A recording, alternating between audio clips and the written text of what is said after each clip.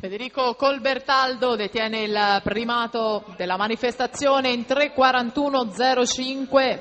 Il primato italiano in questa gara in corta di Emiliano Brembilla 3:37.57, un primato italiano che Federico ha avvicinato tantissimo in occasione del 2010, anno in cui ha vinto la Coppa del Mondo di Stoccolma, la tappa di Berlino, ha vinto il meeting internazionale di Berlino, ha vinto gli Open di Parigi, nonché il Sette Colli, manifestazione internazionale che si è svolta a Pescara. Dunque un 2010 davvero di altissimo livello, concluso da Federico con la vittoria bellissima ai campionati europei di Eindhoven in vasca corta nei 1500 stile libero, dove era già stato campione europeo nel 2008, argento nel 2009, è tornato sul tetto d'Europa in questa stagione.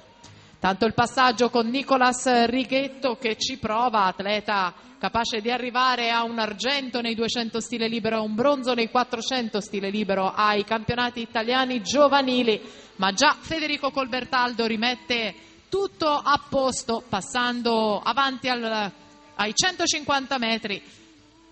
Per lui un passaggio di 1:24.07. Poi Luca Baggio in carriera vanta 3 argenti ai campionati europei juniores del 2007. In acqua in questa vasca anche Tommaso Vio, che nuota in seconda corsia, che è stato il bronzo agli assoluti estivi di Ostia nei 1500 stile libero. Gara vinta da Federico Colbertaldo. Continua a condurre Federico Colbertaldo, 1:52.33, Luca Baggio 1:54.19, in terza posizione c'è Michele Cosentino, campione italiano assoluto della farfalla, è stato anche bronzo però alle Universiadi del 2007 con la staffetta azzurra 4x200 stile libero. Federico che continua a condurre, siamo ai 250 metri, ritmo forsennato per lui, una carriera davvero già lunghissima, benché sia ancora uno dei più giovani della nazionale italiana, ha partecipato ai mondiali in vasca corta anche in quest'anno del 2010 a Dubai. Una carriera iniziata con la vittoria dei 400 stile libero agli europei junior del 2006, in cui Federico fece capire di valere, di essere un atleta dal grande talento, ma anche dalla grande determinazione, dalla grande voglia di fare. 2:48.77 per Federico Colbertaldo davanti a Baggio, 2:51.80, Cosentino 2:53.64. Seguito e cresciuto fino ai più grandi allori Federico da Branislav Dinic, detto Bane, il suo allenatore, l'allenatore della società di casa.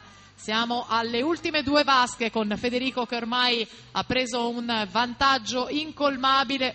Lo ricordiamo, nel 2009 Federico è stato 2 volte quarto, primo degli europei, ma 2 volte quarto ai campionati del mondo di Roma 2009. E poi tantissime le medaglie ai Giochi del Mediterraneo, alle Universiadi, ha vinto il Duel in the Pool in vasca, confronto Europa-Stati Uniti con il primato europeo degli 8 e intanto vince anche qui, ennesima vittoria per Federico Colbertaldo, 3:45.97 davanti a Luca Baggio, 3:49.93, c'è poi Michele Cosentino per la terza posizione, 3:53.41, Nicola Bolsonello azzurro del fondo è quarto in questa gara davanti a Tommaso Vio e poi Righetto che conclude.